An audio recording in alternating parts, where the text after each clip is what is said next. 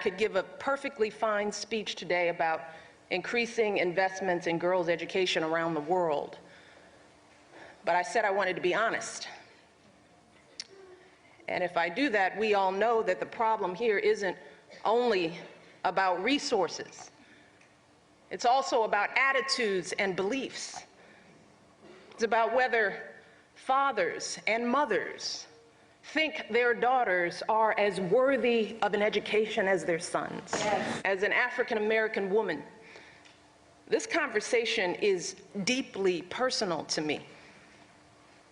The roots of my family tree are in Africa. As you know, my husband's father was born and raised in Kenya. And members of our extended family still live there. I have had the pleasure of traveling to Africa a number of times over the years, including 4 trips as First Lady. And I brought my mother and my daughters along with me whenever I can. So believe me, the blood of Africa runs through my veins, and I care deeply about Africa's future. Now, the status of women in Africa is also personal to me as a woman.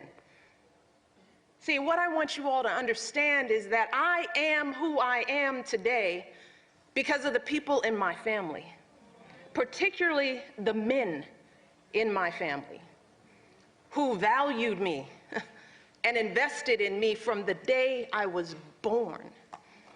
I had a father, a brother, uncles, grandfathers who encouraged me and challenged me, protected me, and told me that I was smart and strong and beautiful.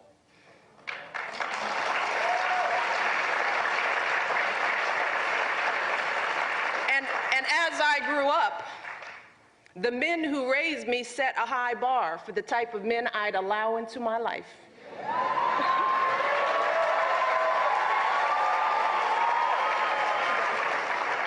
Which is why I went on to marry a man who had the good sense to fall in love with a woman who was his equal.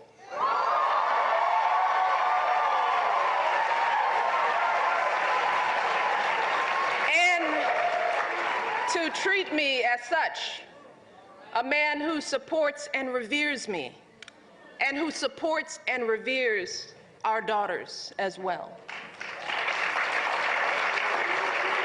Leadership is about creating new traditions that honor the dignity and humanity of every individual. Leadership is about empowering all of our people, men, women, boys, and girls, to fulfill every last bit of their God-given potential. And when we commit to that kind of leadership across the globe, that is when we truly start making progress on girls' education. Because that's when families in small villages around the world will demand equal opportunities for their daughters. They won't wait. That's when countries will willingly and generously invest in sending their girls to school because they'll know how important it is. And we all know the ripple effects we can have when we give our girls a chance to learn. We all know that girls who are educated earn higher wages. They're more likely to stand up to discrimination and abuse. They have healthier children who are more likely to attend school themselves. My ancestors came here in chains. My parents and grandparents knew the sting of segregation and discrimination. Yet I attended some of the best universities in this country. I had career opportunities beyond my wildest dreams, and today I live in the White House, a building